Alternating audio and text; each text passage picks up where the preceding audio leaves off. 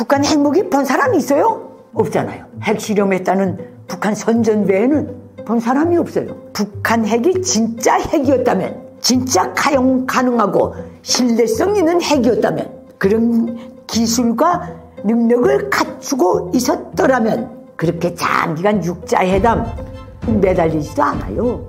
진짜 있다면 러시아나 중국이 용서를 안 해요. 어떤 식으로든 미국과 손잡고 저걸 빨리 없애버려요.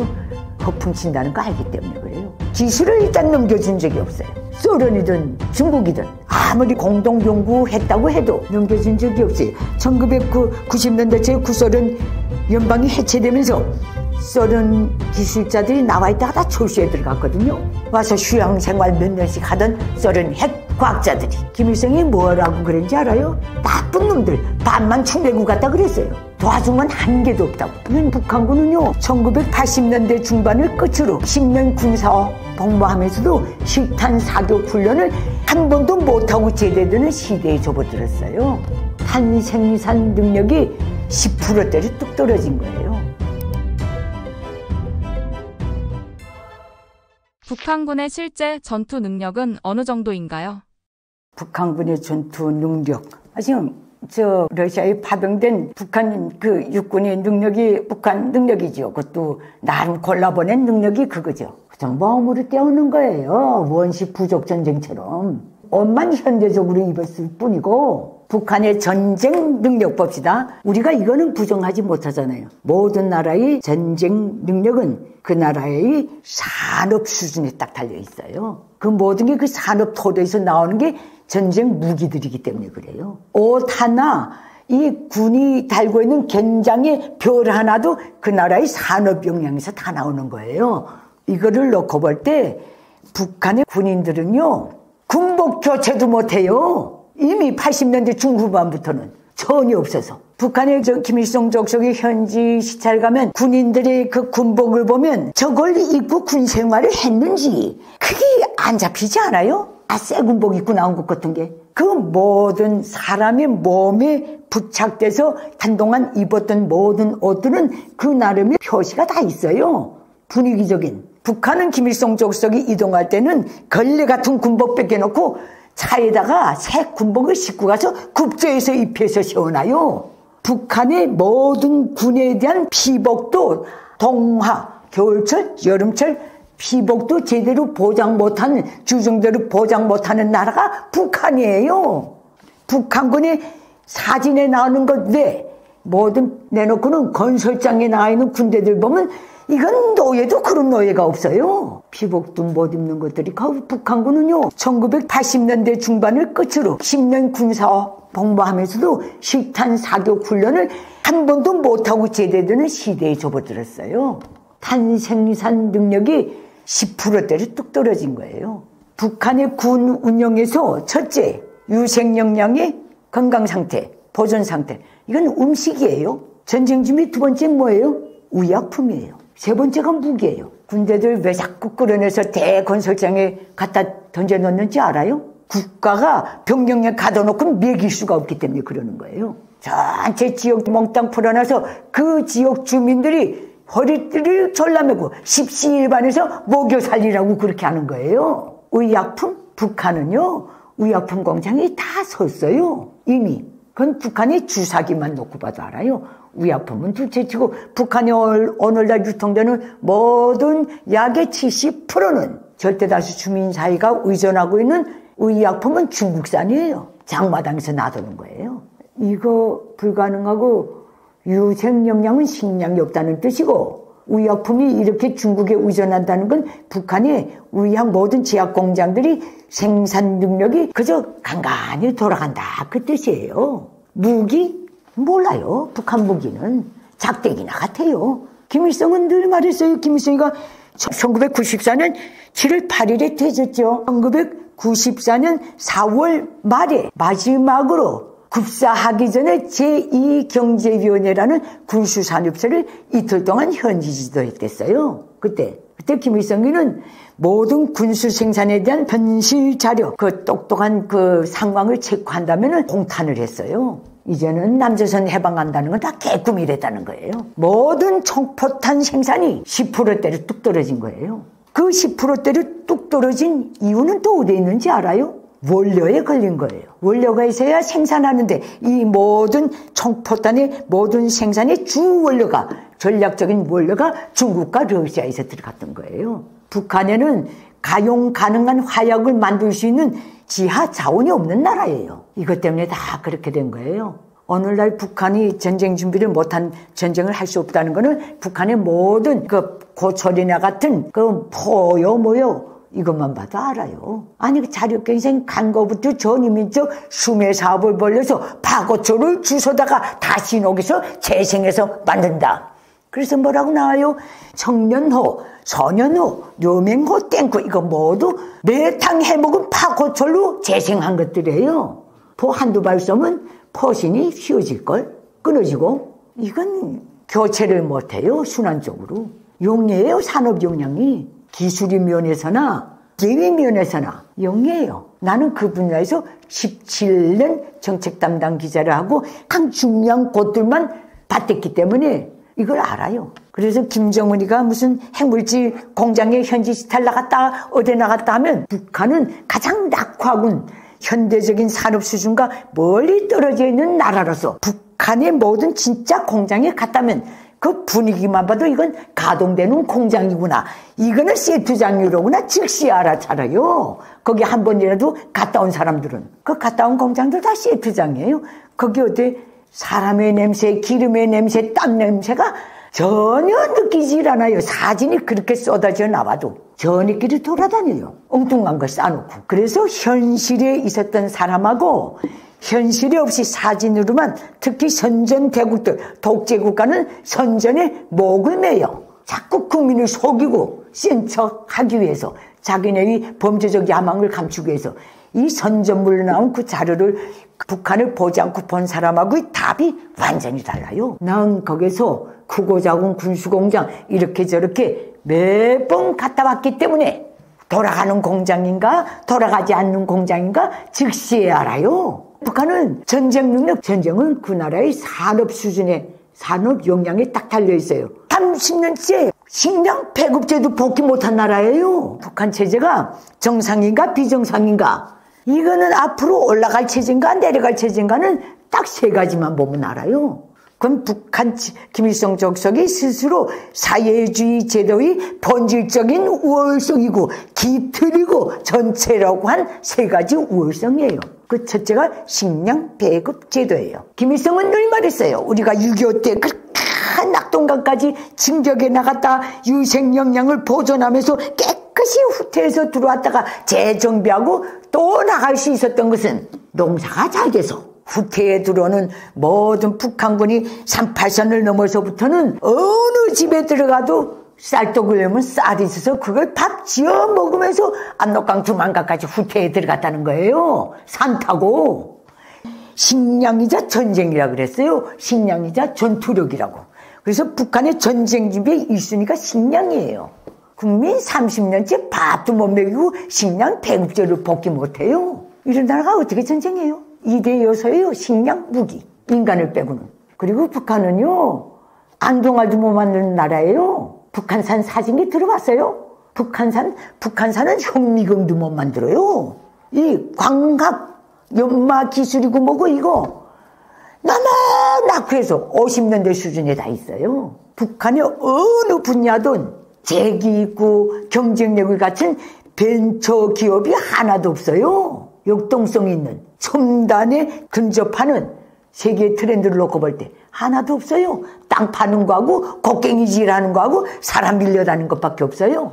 모든 공장은 지어놓고 세트장 만든 다음에 끝난 다음에 한도탕하고는 그대로 세워놔요. 그게 김일성, 김정일 때부터 오늘날까지 오고 있는 패턴이에요. 계속 우물우 양으로 국가의 모든 자원과 재정과 노동력을 파괴하고 소비하고 낭비하는 그 시스템. 그게 북한 시스템이에요.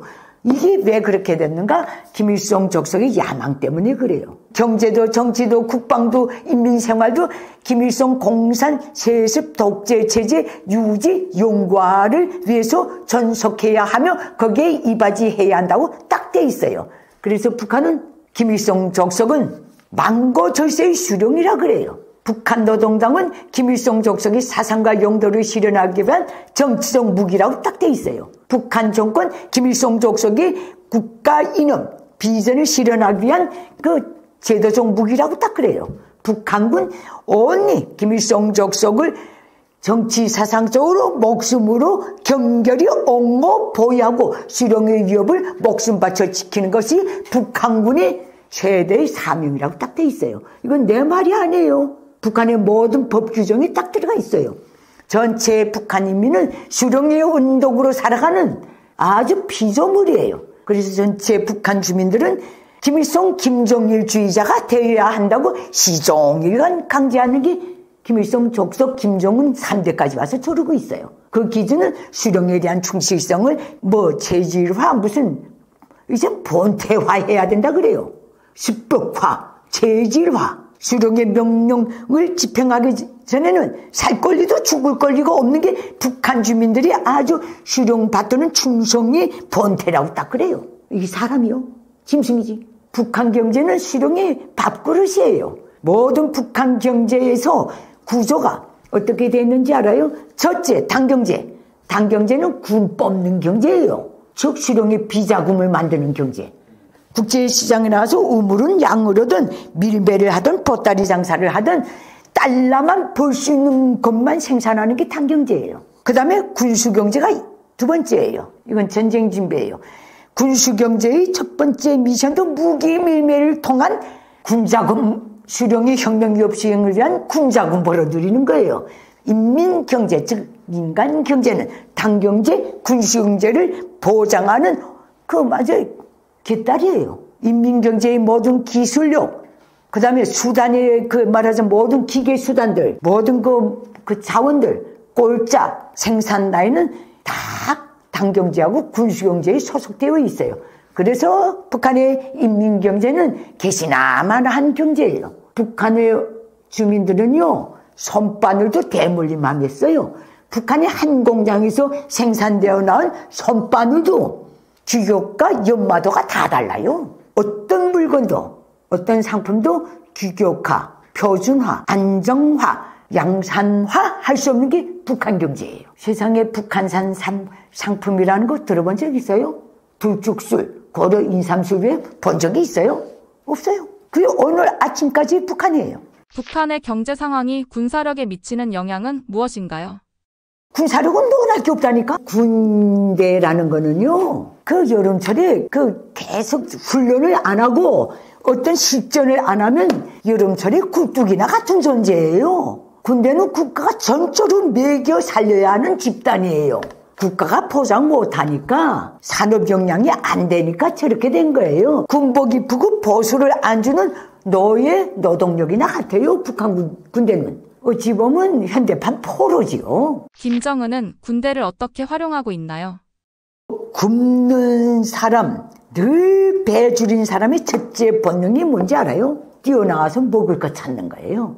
이게 북한군이요, 1990년대부터 북한이 공개 안 했을 뿐이지 전국의 모든 부대들의 탈영병이 넘쳐나서 그 소속 부대 군관들의 의무가 탈영병 잡으러 다니는 거였어요. 어느 열차에 가봐도 좀 온전히 있고 병사 하나 달고 움직이누나 하는 군관 보고 어딜 가오? 우리 부대 탈영병 잡으려고 합니다. 이게 첫 번째 나오는 답변이었어요. 난 그때 현지에 있었거든요. 탈영병이 많다는 거, 그럴 바에는 아예 병영에서 탈영 사춘 같은 걸 해가지고 그래도 울타리는 없고 그런 공사장에 다 풀어놓은 거예요. 먹일 수가 없고 식탄 훈련도 못하고 그 유생역량 강영실 군대, 영실 군대, 북한군 타이틀이에요. 북한 주민들이 즐겨 사용하는 유머예요. 북한의 전체 군인들도 즐겨 사용하는 유머예요. 영실군, 영양실조 군대란 소리예요. 그 다음에 90년대 말 2000년대에 들어와서는 강영실 군대가 돼버렸어요. 강한 영양실조 군대. 우리가 멀리 볼 것도 없어요.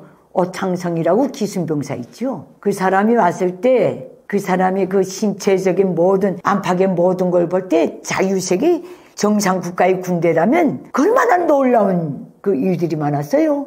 공개는 안 됐지만 먹을 것 같지도 않은 거 사람 먹을 게 도대체 현대 음식으로는 도무지 그 이름을 붙일 수 없는 그런 걸 잔뜩 먹여서 전체 군대가 그래서 배 안에 해충을 디글디글 차고 다니는 게 북한군이에요. 북한군의 모든 작태, 건설장 작태라든 건 둘째치고 찍어 나오는 이렇게 저렇게 북한 내부에서 비공개적으로 찍혀 나오는 모든 사진들 보면 북한군의 10명이 들판에 있다 하면 8명이 앉아 있어요. 한두 명은 서서 사방을 잘 살펴요. 자꾸 앉는다는 거는요, 정신적으로는 자존이 낮다는 뜻이고 육체적으로는 기력이 없다는 뜻이에요. 이건 전체 북한 주민이나 똑같아요. 북한 주민들은 단체로 이동할 때 이제부터 30분 동안 여기서 이제 다음 코스로 갈 때까지 시간이 있으면 무조건 다 앉아요. 오직 지휘관, 지휘성원, 간부들만 서서 인원하고 앉아 있어요. 그 시간이 조금만 더 길어지면 절반쯤 누워서 다 자요. 그만큼 육체적으로 딸리고 자존이 없다는 뜻이에요. 많은 그 냉전 시기, 그 이후에 냉전 시대를 분석했던 사람들이 말이 난 옳다고 봐요. 독재 국가의 국민들이 외형적 작태를 보면 어느 국가에 가보면 어느 거리에 가봐도 서 있는 사람보다 앉아 있는 사람이 많다는 거예요. 자유세계에 나오면 어둠에 가봐도 앉아 있는 사람보다 서 있는 사람이 많다는 거예요. 독재가 사람의 인성기를 그렇게 죽여놓고 육체적으로도 약화시킨 그 주범이라는 그 뜻이나 같아요. 북한 전체 주민 가다가 세워만 놓으면 무조건 앉아요. 무너지듯이. 앉아서 조금만 시간이 길어지면 누워요. 절반쯤. 꿀잠을 자요. 이건 남북과 비교해 보세요. 젊은 사람, 늙은 사람 관계없어요. 가기만 하면 서기만 세워놓기만 하면 앉는 국민이 유생영양 상태로 놓고 볼 때도 전쟁 능력이 있다고 봐요? 없어요. 나는 원리적으로 말씀드립니다. 북한이 핵을 포기하는 것이 북한에게 이득이라고 하셨는데 어떻게 해야 핵을 포기하게 될까요? 이게 김일성 족속의 절대절명의 딜레마예요. 왜 그런지 알아요? 핵을 들고 핵을 폐기하고 공식 사찰받고 다 하는 순간에 보상을 받아야 되는데 그 보상을 당당히 요구할 수 있을 정도의 가용 가능한 핵이 없다는 뜻이에요. 유사품을 들고 진짜 핵무기처럼 계속 공갈쳐 왔는데 독재 국가, 독재자들이 가장 무서워하는 게 뭔지 알아요? 거짓이 드러나는 거예요. 그건 안팎으로, 그거는 진짜 사용감이에요. 진짜 가용 가능하고 세계가 인정하는 무기화할 수 있는 핵이 있었더라면 저것들은 그 핵을 들고 어떤 딜이라도 했을 거예요. 북한 핵무기 본 사람이 있어요? 없잖아요. 핵 실험했다는 북한 선전 외에는 본 사람이 없어요. 북한 핵이 진짜 핵이었다면, 진짜 가용 가능하고 신뢰성 있는 핵이었다면, 그런 기술과 그 어떤 토대와 능력을 갖추고 있었더라면 그렇게 장기간 육자회담 이렇게 매달리지도 않아요. 우리 진짜 있다, 이거다, 사찰하라. 그리고 여기에 대한 우리 국가 체제 수호 때문에 만든 것이기 때문에 우리가 이걸 내려놓는다는 건 모든 걸 오픈하는 것이나 같다. 여기에 대한 보상은 해달라. 보상 다 한다고 그랬잖아요, 그때. 자유세계가. 이게 내놓을 수 없는 비패 같은 걸 들고 있기 때문에 그러는 거예요. 유사품. 그러나 이게 더 나빠요. 가짜를 두고 저렇게 10년째 협박질하고 갈취하려고 하는 것. 지인을 빼면서, 지가 빼는 건 별 문제는 아니지만 주변국들은 무슨 죄예요? 북한에 똑똑한 사찰 한번 받은 적이 없어요. 개발도 오다시피 그 근방에 가서 한번 사진 찍고 온 게 다예요. 그래서 내놓지 않는 것은 우선 그 자체가 가짜기 때문에 그래요. 독재 국가는 진짜가 없어요. 독재 시스템 외에는. 이렇게는 생각 안 돼요? 그러나 가짜 들고 그 프로젝트를 놓지 못하고 끝없이 추구한 건 사실이에요. 그리고 있던 없던 그거 들고 핵 법제하여 모여 떠들면서 그걸로 해가지고 계속 주변 정세를, 유관국들을 계속 협박질하고. 근데 요새는 김정은 시대에 들어와서 지금 북한이 아무리 핵법제하여 아무리 떠들어도 이제는 뭐야 그래 하고 그거를 아주 일촉즉발의 정세위기라고 생각하는 나라가 있어요? 없어요? 너 또 노래 부르기 시작했구나. 이젠 내성이 생긴 거예요. 보여주지도 않고 자꾸 있다고 까보는 거. 그건 그자가 문제 있는 거예요. 그래서 핵을 놓지 않는다. 놓을 수가 없다는 것. 가짜 핵을 들고 있었다가 그거 어찌어찌 사찰 받아서 그걸 두고 30년째 노래 부르고 주변 국가를 협박했다면 이거 견디겠어? 정상적인 각오를 가진 사람한테 이게 통해요? 여기 딱 걸린 거예요. 지금 북한은 진짜 가용 가능하고 검증 가능하고 정말 위험한 그런 핵 들고 있었다. 핵을 개발했다 하면 북한은요, 뭔 미국이나 한국에 의해서 북한이 정리되는 거 아니에요. 러시아나 중국에 의해서 1차 타격 딱 받게 돼 있어요. 러시아나 중국의 국제적, 대외적 이해관계를 볼 때 극동지역에서 김정은이가 진짜 가용 가능한 핵무기를 만들었다면 뒤통수에 칼 꽂는 격이 돼요. 대한민국이 그걸 용서해요? 일본이 용서해요? 미국이 용서해요? 한반도 일본에 주와 미국 군대가 있는데. 그러면 러시아인 경우는 정치, 경제, 문화, 국가의 모든 교류의 중심이 서쪽에 가 있는데 동쪽이 문제가 돼요. 국력을 가랭이가 찢어지게 분산시켜야 돼요. 공산중국은 북중 국경이 잔등이나 같아요. 다 남쪽에, 남태평양 쪽에 정치, 경제, 문화의 중심이 다 있는 거예요. 그거 북한 따위가 진짜 핵 들고 그거 가지고 그것 때문에 어떤 위험을 조성하고 일본, 한미일 이 모든 게 여기에 제거 액션을 취한다면 국력을 분산할 수도 없어요. 냉전 시대하고 달라요. 60년대하고는 진짜 있다면 진짜예요. 러시아나 중국이 용서를 안 해요. 어떤 식으로든 미국과 손잡고 저걸 빨리 없애버려요. 허풍친다는 거 알기 때문에 그래요. 기술을 일단 넘겨준 적이 없어요. 소련이든 중국이든 아무리 공동 러시아하고 구소련하고 공동 연구했다고 해도 넘겨준 적이 없어요. 1990년대 제 구소련 연방이 해체되면서 소련 기술자들이 나와 있다가 다 철수에 들어갔거든요. 와서 휴양 생활 몇 년씩 하던 소련 핵 과학자들이 김일성이 뭐라고 그랬는지 알아요? 나쁜 놈들 반만 축내고 갔다 그랬어요. 도와준 건 한 개도 없다고. 이건 우리 부모님만 딱 나오는 거예요. 그 사찰 받겠다고 해놓고도 안 받은 놈들이 그거예요. 칼라미 전술 쓰면서.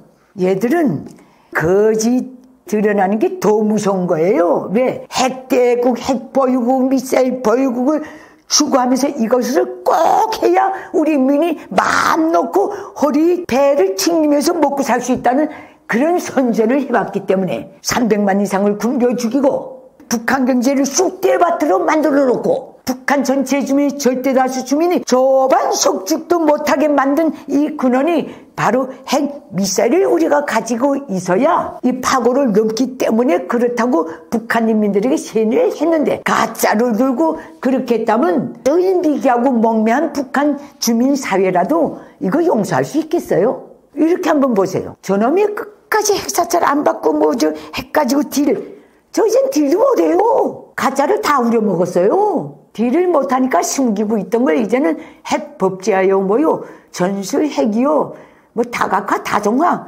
계속 그저 헛소리를 짓거리고 있는 거예요. 이제는 거기 놀랄 국민이 없어요. 북한 밖에는. 경례 밖에서는. 나는 그 분야 출신 기자예요. 제 발로 길 들어갔어요 지금. 김정일이가 돼지는 날까지 핵 법제하여 뭐 그 말을 안 한 이유가 있어요. 어떤 경우도 정말 최후의 딜할 때는 빠져나갈 구멍이라도 나름 자고 있자고 했댔는데 이 애송이는 다 털어먹었어요. 이제 후세인처럼 생화학무기 들고 떠들어가다가 조 맞은 후세인 꼴이 딱 되게 돼 있어요. 후세인 이라크가 왜 빨리 정리됐는가? 석유 산지에 앉아있기 때문에 그런 거예요. 북한은 그것도 없어요. 전 세계 경제를 이렇게 뭐 어떻게 영향을 주는 지하 자원이 하나도 전략 자원이 없는 나라예요. 그래서 저렇게 그저 있는 거예요. 그렇게 보시면 돼요. 북미 정부 간 회담 90년대 초 그 다음에 6자회담 3년 6개월인가 걸렸을 거예요. 최장 마라톤 회담이에요. 그리고 또 대한민국의 남북 정상회담의 그 모든 그 종자에는 드러내지 내든 오픈을 시키지 않았건 간에 거기에는 북한 핵 문제가 암암리에 다 들어가 있은 거예요. 이 모든 데서 김일성 족속이 늘 유관국들과 대한민국에 던진 메시지는 딱 하나예요. 수지가 맞으면 사찰 받을게, 이거였던 거예요. 죄짜면 내용이 그거예요. 이런 냄새를 계속 피운 거예요. 그런데 갈수록 이것도 수지가 가짜라는 거 알면 핵 개발 능력, 핵무기 가용 가능한 핵 보유 능력이 없다는 거 하면 그 수지가 맞을 것 같아요. 가짜 들고 풍을 쳤다는 소리인데. 그러니까 의도적으로 계속 핵사찰 하나 받는 걸 가지고 북한 김일성 족속 언제 한번 핵사찰을 안 받겠다고 한 적이 없어요. 받겠다는 것 전제하에 북미 정부 간 회담, 6자회담이 다 있은 거예요. 수지가 맞으면 받겠다는 식으로 냄새를 풍기면서. 근데 이게 국제사회가 위험도를 느낄 수 있는 핵무기를 가지고 손에 들고 있지 못하다. 그걸 보유할 능력도 없기 때문에 그렇게 계속 깐죽거린 거예요. 흑진각진하면서. 마지막에 그거 안 통하니까 지금 법제화 한다니요. 문서만 있어요. 뭐 우리 멀리 볼 것도 없어요. 북한이 쏘아 올렸다는 위성만 봐도 알잖아요. 그 수준이 어느 수준인가 하는 거. 모든 역사적으로 볼 때 협박질하다가 정리된 체제가 더 많아요. 국가가. 그 사람 신경 나거든요. 마음 놓지도 못하게 하고 긴장을 풀게도 못하게 하고 주변국들 얼마나 불안하게 만들어놔요. 이거 굉장히 위험한 범죄예요. 전범에 가까운. 내 국제범죄에 가까운 전범의 하나가 바로 공갈 치는 것도 딱 들어가게 돼 있어요. 그래서 이 말하는 거예요. 북한 내부의 김정은에 대한 민심은 어떻게 보고 계신가요?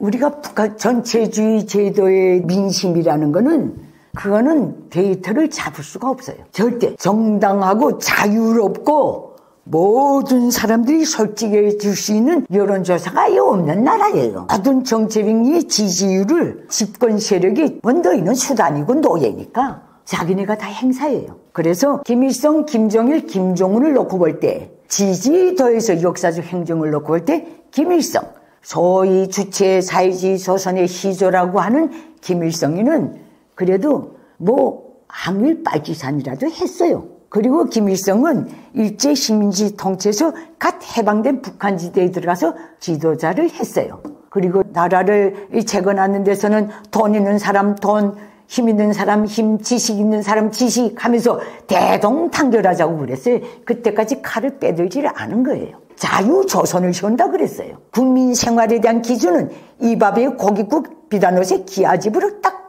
찍어놨어요. 그런 식으로 시작해가지고 개인 독재, 집단 독재에서 개인 독재로 나가는 행정에 독재와 자유는요, 물과 기름 같은 거예요. 융합이 안 돼요. 그 자유든 독재든 그 결과물을 놓고 볼 때 누가 행복한가 보면 그게 다 나오게 딱 돼 있어요. 북한은 아무리 자유를 부르짖고 공산주의 뭘 부르짖고 해도 오늘 북한의 결과물을 놓고 볼 때 누가 행복합니까? 김일성 족속밖에 행복한 자가 없어요. 그렇게 놓고 볼 때 김일성 때는 그래도 한길 빨치산을 했고 또 자유조선을 세운다고 했고 또 이 밥에 고깃국 놀이가 먹혀 들어갔고 또 이렇게 사람 잡는다는 소리는 안 했으니까 힘 있는 사람 힘, 돈, 지식 다 공동으로 골고루 나가자. 이 이념에 속힌 거예요. 북한 주민들.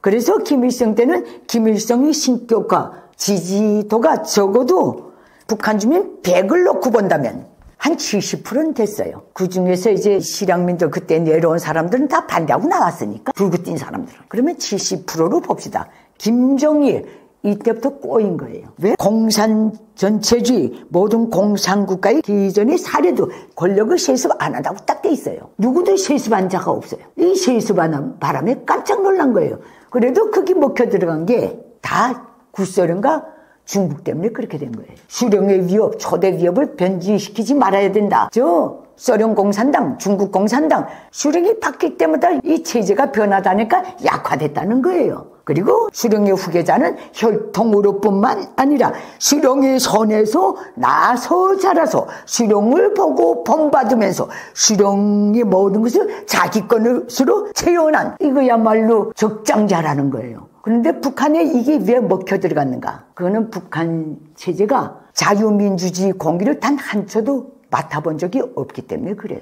말이 공산진영에 있었지만은 60년대부터는 공산진영에서도 북한은 뭐 정회원 같기도 하고 뭐 없어 보 같기도 하고 그렇게 된 거예요. 그러니까 나토라든가 그 어떤 그 사회주의 경제 공동체에도 북한은 속하지 않았어요. 물론 공산중국은 덩치가 너무 커서 자립할 수 있기 때문에 그렇다 치더라도 이렇기 때문에 또 70년대 초에 들어서 권력을 세수하면서부터 다 머리를 털은 거예요. 공산주의자가 권력을 세수받아니 이게 딱 걸린 거예요. 북한에서 김정일 시대는 이놈의 세습 때문에 김일성 때는 70% 정도의 지지율을 가져갔다면 진심 어린 김정일 때부터는 50%도 안 될 거예요. 왜냐하면 적어도 70년대까지 공부한 사람들은 고등교육 받은 사람들은 이 이치를 알았거든요. 봉건도 아니고 뭐야 이렇게 된 거예요. 그러나 그때부터 60년대 반종파 투쟁하면서 정적도 무자비하게 죽이고 하는 그 모든 데서 공포심이 그때부터 본격적으로 자리 잡은 거예요. 그러니까 증오와 공포가 결합되면 어떤 현상이 나오는가? 비굴이 나와요. 비굴. 이건 심리적으로도 맞을 거예요. 그리고 강력한 후계체제를 시험해서 또 음양으로 무자비하게 후계체제를 반대하는 건 김일성 체제의 개국공신도 다 없애버렸어요. 종파로 몰아서 그때 북한 공산권에서는 나름 기라성 같았던 공산주의 이론가들 중에 적지 않은 사람들이 사라졌죠. 그 전에 죽은 사람들은 그래도 오늘날까지 충신을 추앙받아요. 빨리 죽은 덕에. 김정일 때부터는 김정일에 대한 존경심이 없어요. 관성으로 가는 거예요. 김정은 오늘날 북한 기득권이 말하는 중에서 김일성, 김정일에 비하면 김정은이는 발톱에 때만도 못하대요. 그저 그 관성으로 공포 시스템 여태까지 내려온 60년대는 그 말은 반세기 이상의 그 모든 관성을 가지고 오늘까지 오는 거예요. 거기서 북한의 지정학적인 저주가 나오는 거예요. 만약에 북한 지대에 공산중국이나 비민주 국가인 러시아나 공산중국 같은 나라가 국경을 접하고 있지 않았더라면 그 근방에 베트남, 캄보디아, 부탄, 파키스탄 같은 나라가 국경 어렁이 저렁이 국가의 면적이나 수에서 크기가 고만고만한 나라들이 있었더라면 그가 아무리 군주제든 입헌 군주제든 왕제든 그런 나라들이 따닥따닥 붙어 있었으면 북한은 3대까지 절대 못 옵니다. 북한은 아무리 그 반기를 들고 싶어도 이거는 유격전을 할 수도 없어요. 빨치산을 할 수도 없어요. 주변국에 국경으로 쉽게 통할 수 있는 주변국들의 망명 정부도 세울 수 없어요. 반김일성 족속 단체를 세울 수 없어요. 공산중국과 러시아가 허용을 안 해요. 그렇게 탈북한 탈북민들 난민 인정도 안 한 것이 공산중국이에요. 지정학적 저주가 나오는. 그래서 저놈의 체제가 오늘날까지 그럭저럭 가늘게 길게 가고 있는 거예요. 여기서 대한민국은 축복받은 나라죠. 해방되자마자 자유민주 국가의 말을 대표국인 미국행 열차에 타다 나니까 여기서 이렇게 민주화 운동도 다 일어날 수 있었고, 거지만은 북한은 아주 재수없게 그때 당시 소련 독재, 전체주의 독재에서 소련을 능가하는 그 어떤 제국이 지구촌이 없었어요. 그 열차에 타다 나니까 노예사회, 봉건사회, 식민주의, 그 다음엔 저로 공산체제로 들어가다 나니까 자유의 공기를 단 한 초도 맡아볼 수 없었던 거예요. 그래서 여기까지 온 거예요. 늘 슬프죠. 그거 생각하면. 참 재수없다고. 북한과 러시아는 전략적으로 동반자 관계가 아닌 것으로 보시나요?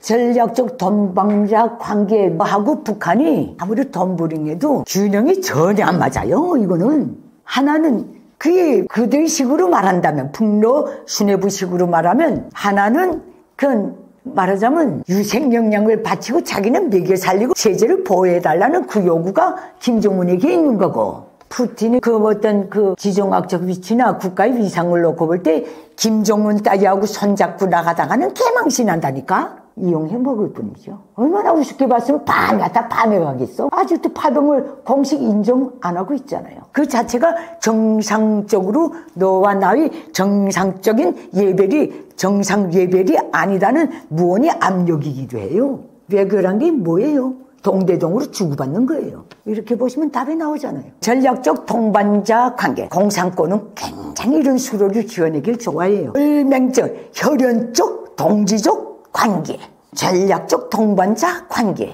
거기서 이념은 딱 하나예요. 독재를 공유한다는 것. 이거 하나밖에 없어요. 그게 오래 갈 것 같아요. 혈맹관계. 그런 말 했어요. 피로써 맺어진 동지적 관계. 중국과는 계속 그 말 노려 부르다 최근엔 아예 안 부르대요. 그런 말을 쉽게 잘 지어내요. 센 척 하느라고.